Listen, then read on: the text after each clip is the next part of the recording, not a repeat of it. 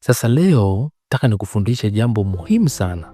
Nataka nikufundishe jinsi ya kuvuta kitu kutoka kwenye ulimwengu wa kufikiria kije katika ulimwengu wa uhalisia. Yaani ile jambo ambalo ulikuwa unaliwazia kichwani ulilete katika ulimwengu wa kawaida ambao tunauishi. Kwa sababu mambo yote ambayo unaona duniani kama magari, simu yalianza kwanza kama wazo kwa mtu, baadaye akayageuza yakawa uhalisia. Ndio maana tunaviona hivi vitu katika ulimwengu huu wa kawaida. Sasa hii mbinu ya kuleta vitu vyote hivi inatumia imani. Sasa leo tutaenda kujifunza kwamba jinsi gani ambavyo unaweza kulitoa wazo lako kutoka kwenye ulimwengu wa kimawazo kuja katika ulimwengu wa kawaida kwa kutumia imani. Lakini kama ni mara yako kwanza kujiunga na channel yetu ya Elikhan Mtz, karibu sana na usahau kusubscribe. Sasa jambo la kwanza kabisa ni kuunda taswira akilini au kwa lugha nyingine unaweza kuita visualization kwa lugha ya Kiingereza. Sasa hii inakuaje? Unajua vitu vingi ambavyo unaviona duniani vilianza kama picha akilini. Unaona nyumba ilivyotengenezwa, lakini mtu alitengeneza ile nyumba alitengeneza kwanza picha akilini, akaja akaichora, akaitengeneza, ndio ikawa nyumba.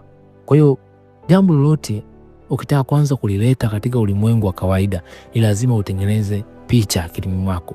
Sasa na kitu ambacho nitakuwa ufahamu, ubongo wetu huwa haujui kutofautisha kitu cha kufikiria na kitu cha uhalisia. Yaani kwa mfano ukitengeneza picha sasa hivi ya kwamba wewe upo ndani ya nyumba na hata upo kwenye nyumba, ubongo wako huaga haujui jinsi ya kutofautisha hilo jambo. Na kama huamini, ngoja nikupe mfano mdogo ambao utakusaidia kuelewa hili. Unaweza kukuta unaangalia movie fulani hasa za Kihindi, unajikuta unaangalia ile movie mpaka unaanza kutoa machozi. Lakini ile movie ni kitu cha kuigiza, lakini kimekufanya mpaka kutoa machozi kwa sababu ubongo wetu haujui kutofautisha.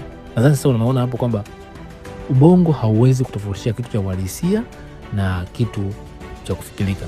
Na ndio maana unaweza kuona unaangalia filamu hata ya Yesu kaanza hata kulia kwa kuangalia ile filamu, lakini ukiangalia pale aliyekuwa anaigiza si Yesu mwenyewe, kwa sababu ubongo huwa unashindwa kutofautisha hivyo vitu. Sasa kitu cha kwanza kabisa ndio utengeneze picha. Tengeneza picha ya kile kitu ambacho unahitaji kiwe. Na kwenye picha kuna mambo ya msingi utakao uzingatie.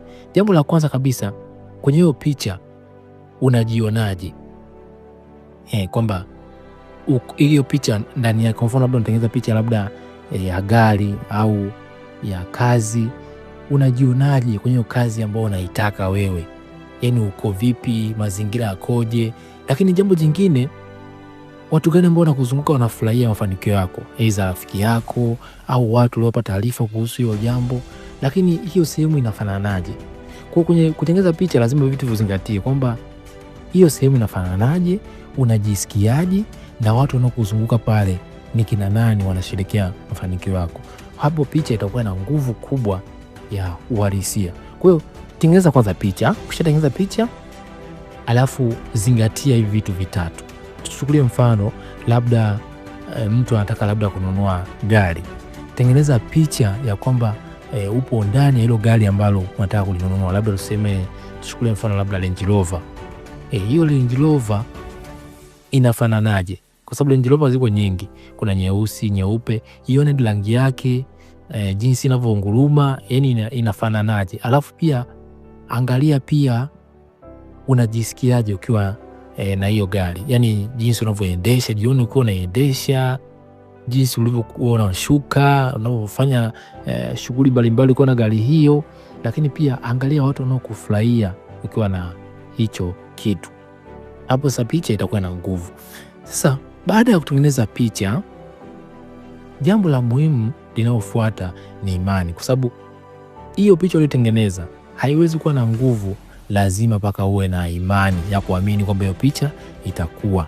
Kwa sasa hapo sasa tunakuja kwenye kitu kingine cha muhimu zaidi kinachoitwa imani.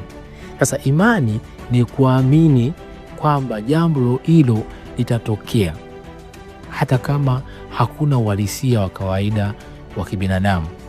Na lugha rahisi ya imani ni kuamini mambo ambayo hayapo kana kama yapo. Yaani kitu hakipo lakini naamini kipo. Na lugha rahisi ambayo utakuwa utofautishe, kwa binadamu sisi tunaamini sana vitu ambavyo tunaviona, lakini kuna vitu vingi ambavyo havionekani. Lakini kwenye ulimwengu wa Mungu unatakiwa uamini kwanza ndio uone. Yaani kwamba kabla hujaona kitu kiamini kwanza. Kosa ili hicho kitu ulichotengeneza picha kitokee, lazima kwanza ukiamini. Na ukishakiamini ndio kitatokea. Sasa imani ndio inakifanya kile kitu kipate nguvu zaidi ya kutokea katika ulimwengu wa kawaida. Kwa hiyo hicho kitu kishatengeneza kichwani, kiamini. Sasa ukishakiamini, jambo linalofuata ni imani kwa vitendo. Imani kwa vitendo inakuwaje? Tuchukue mfano, umeenda hotelini, ukamwambia mtu naomba chakula. Huwa unaenda kunawa. Kwa nini unanawa? Kwa sababu unategemea kwamba baada ya muda chakula kitakuja.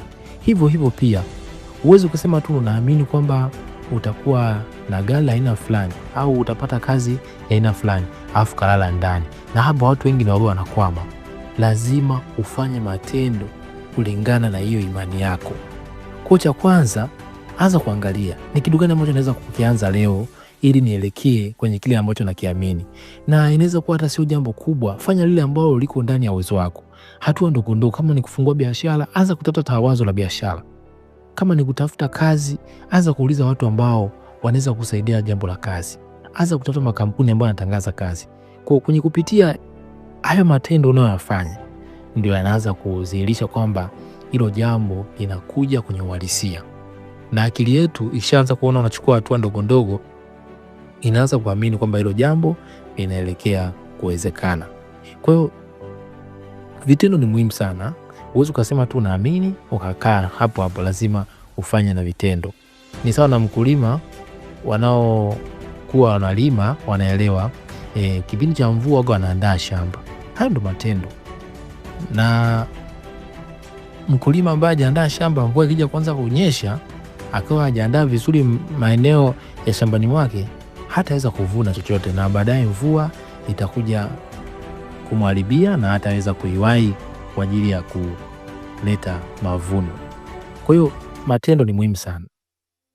Sasa jambo la mwisho ambalo la 4 ni shukrani, au kwa lugha ya Kiingereza inaitwa gratitude.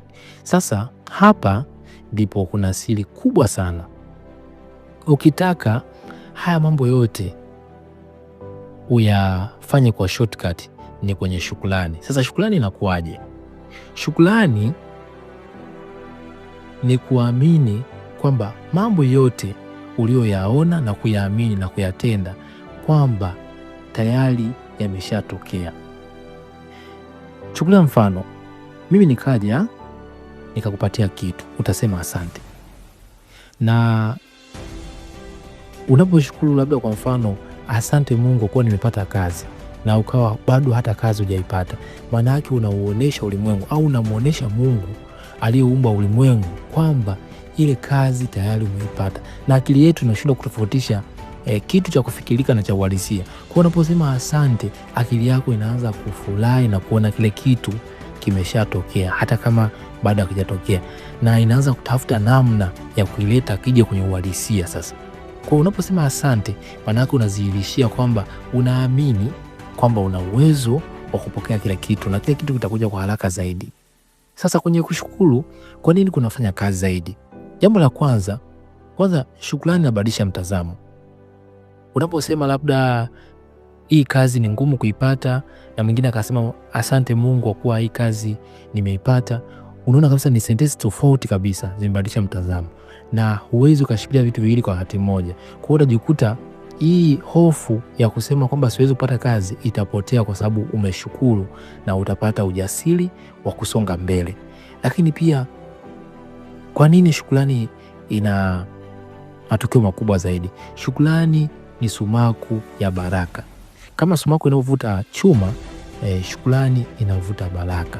Kwanza, baraka kwa nini inavutwa na shukrani? Kwa sababu ulimwengu uliumbwa na Mwenyezi Mungu. Unaposhukuru unauambia kwamba unathamini kwanza ulicho nacho, alafu bado unatarajia na kitu kingine. Na mara nyingi chukua mfano hata mtu umempatia kitu akasema asante, utakuwa unatamani tena kuja kumpatia kitu kingine kwenye ulimwengu wa kawaida tu wa sisi binadamu. Lakini mtu umempatia ukaona hajasema asante, hutatamani tena kumpatia. Hivyo pia hata kwenye ulimwengu wa kawaida ambao Mungu ameumba, unafanya kazi hivyo hivyo. Unapopewa kitu au unaposhukuru kitu hata kama bado hakijatokea, maana yake unauambia ulimwengu kwamba kile kitu una uwezo wa kipata na unatarajia na vingine zaidi. Kwa vile vitu vitakuja haraka kwako. Kwa shukrani ina nguvu ya kuleta vitu vyote kwenye ulimwengu wa uhalisia, kutoka kwenye mawazo kuja kwenye ulimwengu wa uhalisia. Nitakupa mfano mmoja. Kuna mcheza ndondi mmoja anaitwa Muhammad Ali. Nilikuwa napenda sana kumfuatilia kwa sababu yeye kabla hata ya kwenda kwenye mashindano alikuwa anajitengenezea picha kwamba yeye ni mshindi, na maneno yake mengi yalikuwa anasema yeye ni mshindi, atashinda, yeye atakuwa juu, na mashindano yake mengi alishinda kwa sababu alikuwa anaona kile alichokuwa anakisema. Kwa hiyo hivi vitu vinafanya kazi. Lakini pia hata Albert Einstein vitu vingi alikuwa anavitengeneza kwanza kwenye picha, alafu baadaye anakuja kuvifanyia kazi katika ulimwengu wa kawaida. Kwa hiyo anza kutengeneza picha. Ukishatengeneza picha, iamini. Alafu ukishaiamini, fanya vitendo. Ukishafanya vitendo, shukuru kwenye vile vitendo vidogo unavyofanya, lakini shukuru hata hatua unazozifanya na shukuru process zote, kwa sababu kushukuru ndio unaonesha kwamba unaamini mambo yote yanawezekana. Hebu niambie katika comment ni sehemu gani ambayo imekugusa zaidi na sehemu gani ambayo labda hujaelewa, na mimi nitakufafanulia zaidi. Mimi naitwa Elikhan Mtz. Paka kipindi kingine tukutane tena. Bye bye.